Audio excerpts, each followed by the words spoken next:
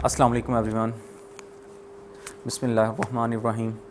जैसा कि आप सब जानते हैं कि हमने चैप्टर नंबर 2 स्टार्ट किया हुआ है और chapter number 2 vectors and equilibrium है और उसका फर्स्ट पोर्शन हम अभी कर रहे हैं वेक्टर से रिलेटेड। और अगर आप चैप्टर नंबर 2 के लॉन्ग क्वेश्चंस की बात करें तो लॉन्ग क्वेश्चंस जो आपकी इस चैप्टर में से इम्पॉर्टेंट हैं और बोर्ड एग्जाम में भी आते हैं, उनमें से ये फर्स्ट लॉन्ग क्वेश्चन है जो सबसे इम्पॉर्टेंट है और ये आपका एज ए लॉन्ग क्वेश्चन आता है बोर्ड में। और इसमें जो जो MCQs बनते हैं वो भी आपको साथ साथ आपके साथ डिस्कस करते जाऊंगा और जो शॉर्ट क्वेश्चन बनते हैं वो भी आपके साथ डिस्कस किए जाएंगे। तो चलते हैं अब अपने टॉपिक की तरफ। हमारा आर्टिकल है article number 2.2 vector addition by rectangular components. ये हमारा टॉपिक है आज का आर्टिकल नंबर 2.2। तो इसका बाकायदा आगाज़ करते हैं। तो इसका आगाज़ करने से पहले इसकी मैं थोड़ी सी आपको बैकग्राउंड बता दूं। इसमें आपने करना क्या है, चलना कैसे है लेके इसको। ये पूरा टॉपिक आपका 5 स्टेप्स के ऊपर कंसिस्ट करते हैं। वो 5 स्टेप्स कौन कौन से हैं? सबसे पहले आपको जो भी वेक्टर्स दिए जाएंगे आपने उनका x और y कंपोनेंट फाइंड आउट कर लेने हैं। जितने भी वेक्टर्स आपको दिए जाएं वो करना है। ये फर्स्ट स्टेप होगा आपका। सेकेंड स्टेप होगा आपने रिजल्टेंट वेक्टर का x कंपोनेंट फाइंड आउट कर लेना है। थर्ड स्टेप होगा आपने रिजल्टेंट वेक्टर का y कंपोनेंट फाइंड आउट करना है। फोर्थ स्टेप होगा आपका कि आपने रिजल्टेंट वेक्टर की मैग्नीट्यूड निकाल लेनी है आपने। फिफ्थ स्टेप होगा आपने उसकी डायरेक्शन निकालनी है। तो ये 5 स्टेप के ऊपर आप चलेंगे तो ये आपका टॉपिक हो जाएगा। तो चलते हैं अब इस टॉपिक के ऊपर। तो इसमें सबसे इम्पॉर्टेंट है आपकी डायग्राम। अगर आपने डायग्राम प्रॉपर लेबलिंग ना की, डायग्राम के ऊपर सब चीज़ें शो ना की, तो इट मीन्स आपने उस टॉपिक को यानी आपने ऐसा रट्टा लगाया हुआ है, आपने उसको याद समझा नहीं है। तो सबसे पहले अगर आपको डायग्राम आती है बनानी, प्रॉपर आपने लेबलिंग की हो, तो इट मीन्स आपको टॉपिक क्लियर है, फिर आप टॉपिक भी कर लेंगे हो। तो चलें जी, चलते हैं अपनी डायग्राम की तरफ। तो डायग्राम कैसे बनानी है वो भी समझें, देखें।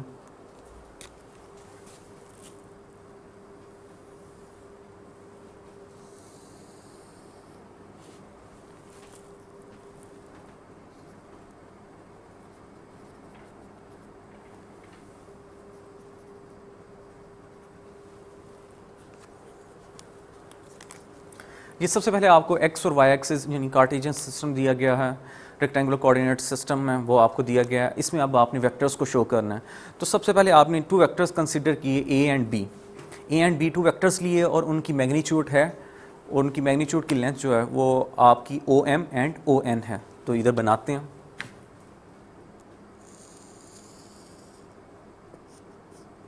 ये आपका A वेक्टर है और ये आपका B वेक्टर है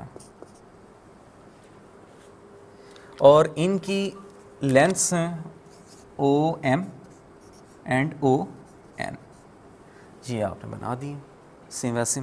अब आपने क्या करना है, आपने A और B वेक्टर को हेड टू टेल रूल के अकॉर्डिंगली ऐड करना है। हेड टू टेल रूल लगाएंगे। हेड टू टेल रूल क्या कहता है कि सेकंड वेक्टर की टेल को फर्स्ट वेक्टर की हेड के ऊपर रख देना। ये आपका सेकंड वेक्टर है, इसकी ये टेल है, इसको उठाना है आपने और उसी एंगल से आपने A वेक्टर फर्स्ट वेक्टर की हेड के ऊपर रख देना। तो ये देखिए मैंने B वेक्टर को उठा के मैंने उसी एंगल के अकॉर्डिंगली इधर रख दिया। ये आपका B वेक्टर है। और रिजल्टेंट वेक्टर जब आपने लेना हो तो आपने क्या करना है, आपने फर्स्ट वेक्टर की टेल से लास्ट वेक्टर की हेड से मिला देना। तो ये देखें, ये आप फर्स्ट वेक्टर की टेल से स्टार्ट किया आपने और लास्ट वेक्टर की हेड से मिला दिया। तो ये आपके पास आ गया रिजल्टेंट वेक्टर, जिसको हम A प्लस B की फॉर्म में लिख सकते हैं। ये मैंने लिख दिया ऐसे, रिजल्टेंट वेक्टर ये आ गया आपका R A equal to A plus B, ये आ गया। अब आपको ये आपने हेड टू टेल रूल लगा दिया। आपको फर्स्ट स्टेप बताया हुआ, फर्स्ट स्टेप मैंने आपको बताया कि सबसे पहले आपने जितने भी आपको वेक्टर्स दिए हों उनके x और y कंपोनेंट्स आपने निकालने हैं। तो अब आपको 2 वेक्टर्स दिए हुए हैं A एंड B और उनके अब आपने x और y कंपोनेंट निकालने और रिजल्टेंट वेक्टर है उसका भी x कंपोनेंट निकालने। अब ये देखें, A के resultant vector means rectangular components आपने निकालने हैं। तो वो कैसे निकालेंगे, आपने करना है A वेक्टर की हेड से एक परपेंडिकुलर ड्रॉ करें x एक्सिस के ऊपर। तो ये देखिए मैंने करने लगा, ये मैंने कर दिया, ये मैंने डॉटेड लाइन से परपेंडिकुलर शो किया। तो यहाँ आपके पास क्या आ जाएगा, ये उसका x कंपोनेंट आ जाएगा ax। अब ये देखें, ये जो उसका कंपोनेंट होगा ये उसका y कंपोनेंट हो जाएगा, y एक्सिस के अकॉर्डिंगली, y एक्सिस के एग्जैक्ट पैरेलल चल रहा है, ये y कंपोनेंट हो जाएगा। इसी तरह अब आपने b की हेड से भी एक परपेंडिकुलर गिराया नीचे x एक्सिस के ऊपर, तो वो मैंने ड्रॉ किया ऐसे। अब इस पॉइंट को भी इससे मिला देते हैं ऐसे। अगर ये आपकी लेंथ, अब मैं इनको पॉइंट्स सबसे पहले लेबलिंग कर लेता हूँ प्रॉपर। ये जो आपने परपेंडिकुलर ड्रॉ किया ए वेक्टर की हेड से एक्स एक्सिस के ऊपर, ये आपका है m, इसको नाम दे देता हूँ ऐसे, q दिया। अब नाम आप एक सीक्वेंस से ऐसे याद कर लें, ये o m और n आपने वेक्टर्स की मैग्नीट्यूड बता दी, ये o इधर आपका p है, q r q o p q r s s है जी। अब ये देखें आपकी जो ये लेंथ है क्यू एम, ये इक्वल होगी आर एस की। अगर ये ए वाई है तो ये भी आपकी ए वाई है लेंथ।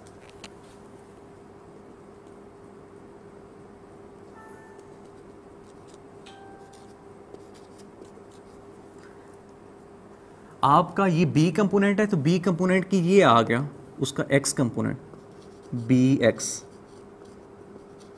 अगर ये बी एक्स है एक्स कंपोनेंट तो बी का ये वाई कंपोनेंट हो जाएगा।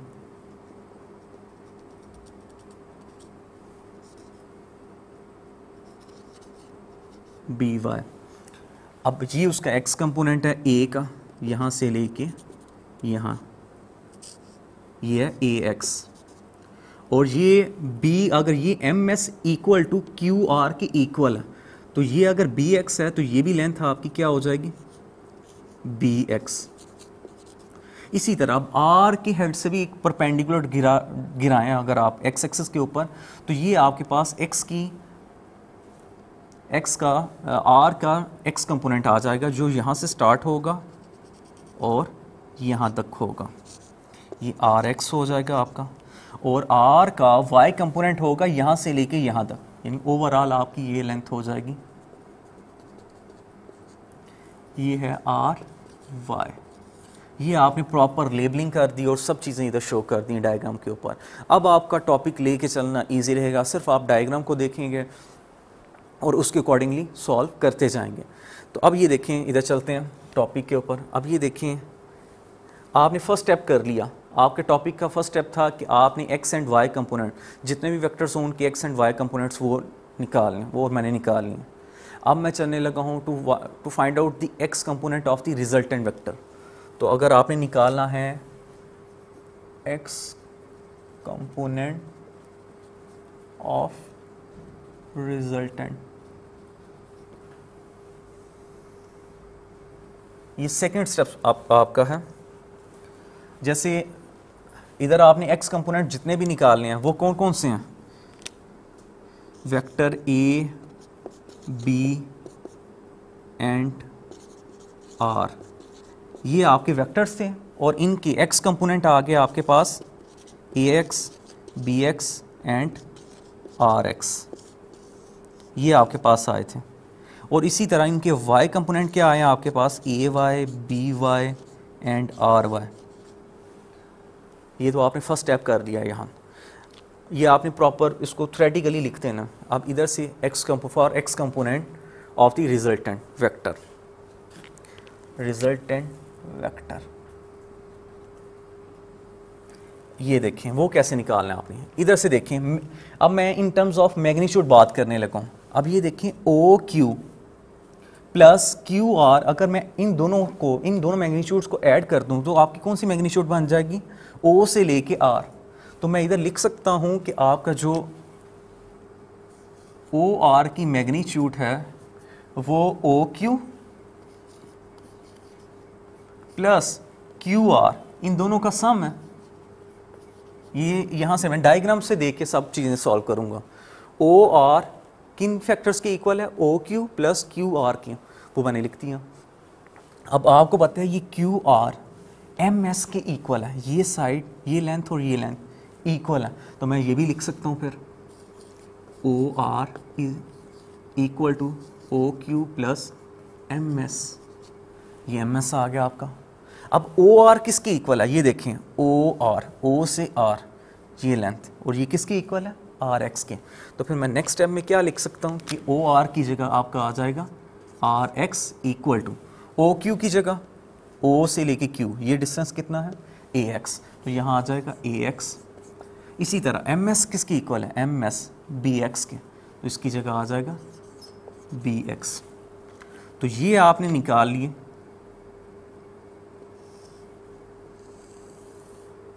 ये आपने x component of resultant vector वो फाइंड आउट कर लिया। ये आपका सेकेंड स्टेप भी कंप्लीट हो गया। अब थर्ड स्टेप के ऊपर चलते हैं। थर्ड स्टेप है find the Y component of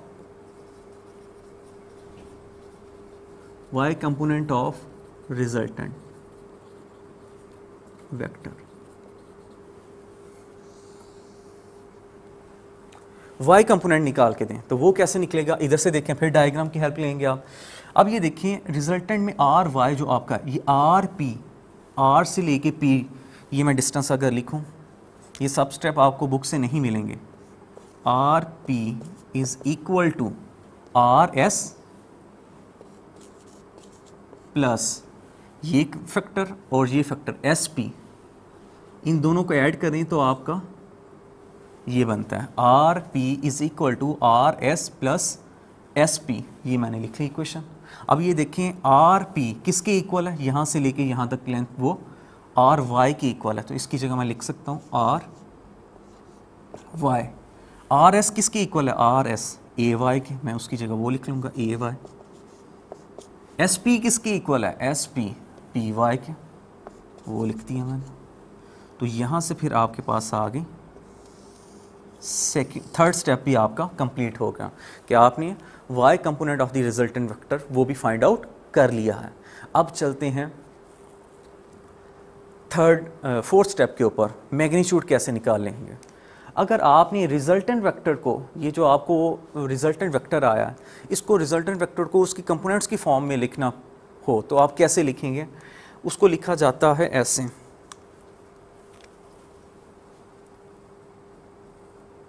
are vector, resultant vector को मैं वेक्टर फॉर्म में शो करने लगा हूँ आप, R equal to R X of I unit vector plus R Y J unit vector.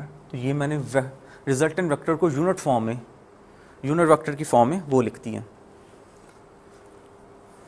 अब ये देखें आपने आर एक्स भी निकाल लिया है, आर वाई भी निकाल लिया। अब आपने दोनों की वैल्यूज़ को, ये जो आपके पास इक्वेशन 1 या इक्वेशन 2 में जो आपके पास आर एक्स और आर वाई की वैल्यूज़ हैं वो आप इसमें पुट कर दें। तो जब आप पुट करेंगे तो आपके पास आ जाएगा आर इक्वल टू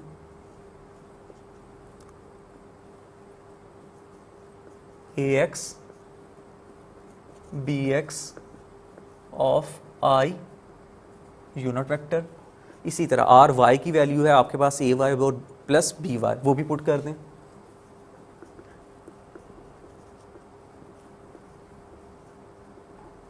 वो भी पुट कर दी। अब आपने मैग्नीट्यूड निकालनी है फोर्थ स्टेप के लिए। फोर्थ स्टेप है आपका for magnitude of resultant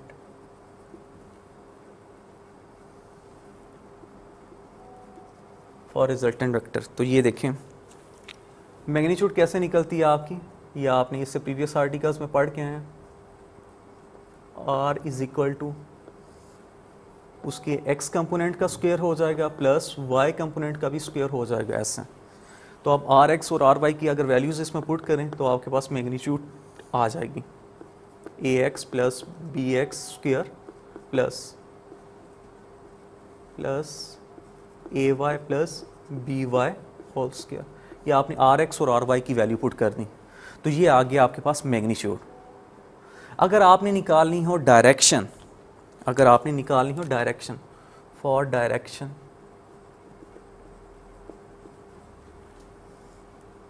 direction of resultant vector.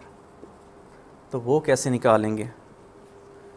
तो याद रखें कि रिजल्टेंट वेक्टर में आपका डायरेक्शन निकालनी हो तो tan थीटा इन्वॉल्व होता है। tan theta is equal to आपका होता है through proper brushes means perpendicular over base. तो परपेंडिकुलर इधर क्या है आपका, अगर आप डायग्राम में देखें रिजल्टेंट एंगल थीटा इधर बनता है और थीटा के अपोजिट ये परपेंडिकुलर होता है। तो परपेंडिकुलर आपका आर वाई है और बेस आपकी आर एक्स है। तो इधर आप लिख सकते हैं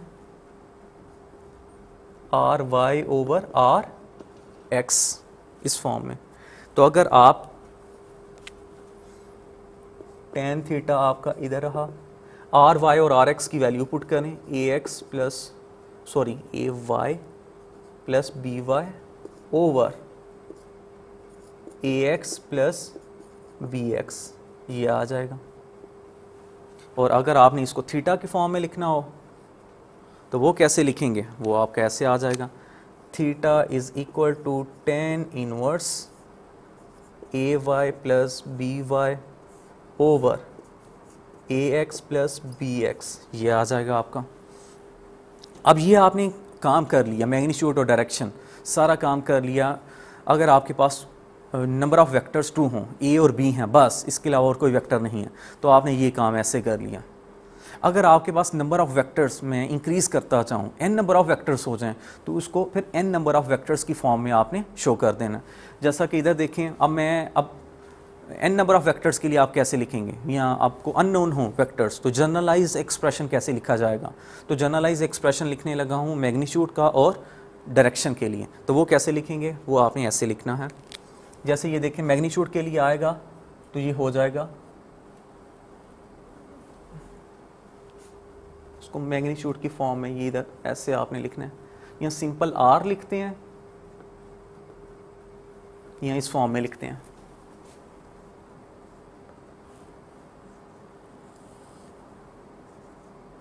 A X B X plus so on, ऐसे C X plus so on, जितने भी वेक्टर्स होंगे तो आपने मैंने शो कर दिया सी एक्स। अगर आपके n नंबर ऑफ़ वेक्टर्स होते हैं, n नंबर ऑफ़ वेक्टर्स तो आप n एक्स तक चलते हैं। अब मुझे अननोन है, मैंने जनरलाइज एक्सप्रेशन लिखना है, तो वो ऐसे लिखा जाएगा, x कंपोनेंट्स का स्क्वायर हो जाएगा प्लस y कंपोनेंट्स का square, A Y plus B Y so on C Y plus so on whole square. ये मैंने लिख दिया generalise expression in terms of magnitude. अगर आपने इन टर्म्स ऑफ डायरेक्शन लिखना हो, वो हो जाएगा आपका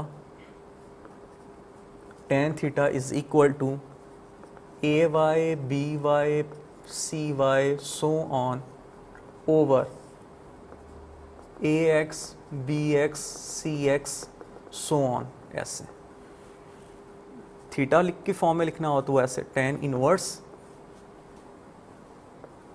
ए Y B Y C Y so on over A X B X C X so on. ये आपकी जनरलाइज एक्सप्रेशन मैंने लिख दी हैं। तो ये देखें, जो आपका पूरे टॉपिक की समरी अगर लिखा जाए कि vector addition by rectangular component की समरी लिखें, तो समरी यही है जो आपको 5 पॉइंट्स मैंने बता दी हैं। ये वही आपको पूरा टॉपिक आपका रिवाइज हो जाएगा। फर्स्ट स्टेप, आपने x एंड y का, आपको जितने भी वेक्टर्स दिए हो आपने उसकी x और y कंपोनेंट फाइंड आउट करनी है, वो आपने कर लिया। उधर ही डायग्राम में आपने कर लिया, x और y कंपोनेंट फाइंड आउट कर लिया। दूसरा स्टेप पे आपका x component of the resultant vector निकालें, जो आपने ये कर लिया, ये आपका सेकंड स्टेप है। थर्ड स्टेप है y component of the resultant vector, जो आपने यहाँ ये कर लिया। फोर्थ स्टेप है आपका to find the magnitude of the resultant vector, जो आपने यहाँ कर लिया मैग्नीट्यूड। फिफ्थ स्टेप है आपका कि आपने डायरेक्शन निकालनी है, जो आपने इस स्टेप में निकाल ली, तो डायरेक्शन भी आपने फाइंड आउट कर ली। तो ये आपके फर्स्ट स्टेप में ओवरऑल आपका टॉपिक ये कवर हो जाता है। तो अगर आप थीटा की बात करें विद रिस्पेक्ट टू क्वाड्रेंट्स, तो वो आपने एंगल थीटा कैसे फाइंड आउट कर सकते हैं। तो सबसे पहले आपको 2 चीज़ें मैं बताता चाहूँ। आपका ये फार्मूला तो मैंने इधर लिखा हुआ है, जो tan theta is equal to R over ये, theta is equal to tan inverse R Y over R X. ये आपके सामने ये फॉर्मूला लिखा गया है, theta is equal to tan inverse R Y over R X. अगर आपने थीटा और फाई में डिफरेंस क्या है ये समझ लें, क्योंकि इसमें स्टूडेंट्स कंफ्यूज होते हैं। तो थीटा आपका ओवरऑल एंगल है जो आप पॉजिटिव एक्स एक्सिस से एंटी क्लॉकवाइज मेजर करते हैं, पॉजिटिव एक्स एक्सिस से एंटी क्लॉकवाइज ओवरऑल। और फाई क्या है? फाई भी आपका एंगल है, लेकिन वो फाई आपका एंगल होता है विद रिस्पेक्ट टू क्वाड्रेंट्स। आपके जो 4 क्वाड्रेंट हैं उनके अकॉर्डिंगली जो एंगल आता है वो आपका फाई है। फाई और थीटा में क्या आपका रिलेशन होता है ये अब पढ़ने लगे हैं टेबल से और ग्राफ से मैं आपको करवाता हूँ।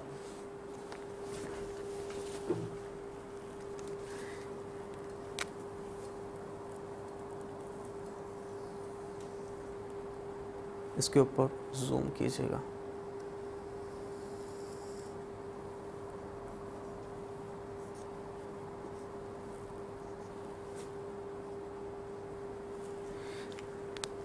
ये मैंने आपको शो करवाया आपका कार्टेशियन प्लेन या रेक्टेंगुलर कोऑर्डिनेट सिस्टम भी कह सकते हैं इसको। इधर आपको मैंने बताना हो जो आपके रिजल्ट कंपोनेंट्स आए हैं, रेक्टेंगुलर कंपोनेंट्स आए हैं, अगर आपकी पॉजिटिव हों, नेगेटिव हों, फर्स्ट क्वाड्रेंट में हो, सेकंड क्वाड्रेंट में हो, थर्ड क्वाड्रेंट में हो, फोर्थ क्वाड्रेंट में हो, तो आपका एंगल थीटा कैसे पता चल जाएगा आपको? तो उसके लिए अब मैं इधर करवाने लगा हूँ आपको।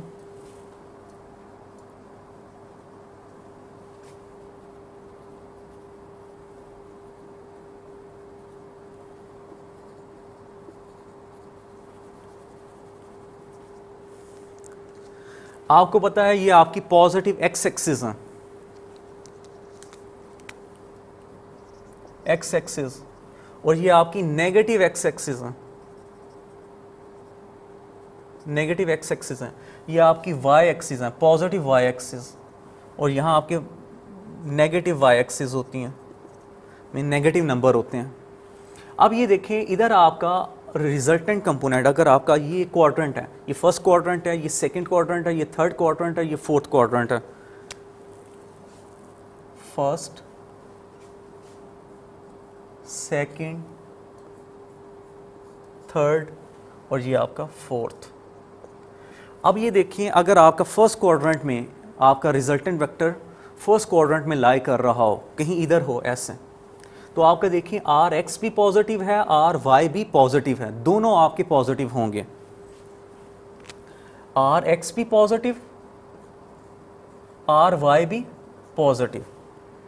आपको एमसीक्यूज कैसे आ सकता है? अगर आर एक्स आपको ऐसे दिया होगा, अगर आर एक्स और आर वाई दोनों पॉजिटिव हों तो आपका रिजल्टेंट वेक्टर किस क्वाड्रेंट में लाई कर रहा होगा?